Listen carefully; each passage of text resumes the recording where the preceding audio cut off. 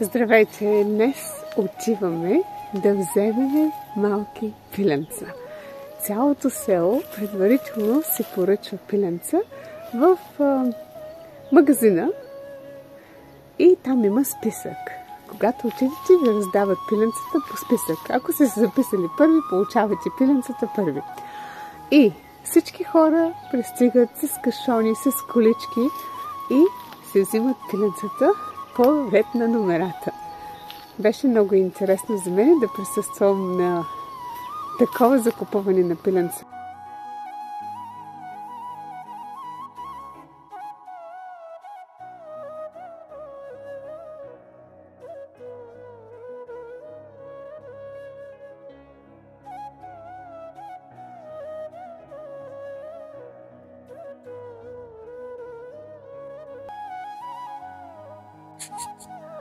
Всеки носи чанти, кашони.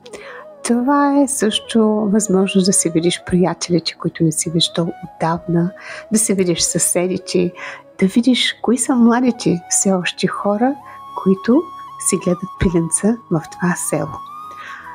Ето камиона пристига, всичките пилета са в клетки и те ще отидат при техните нови собственици.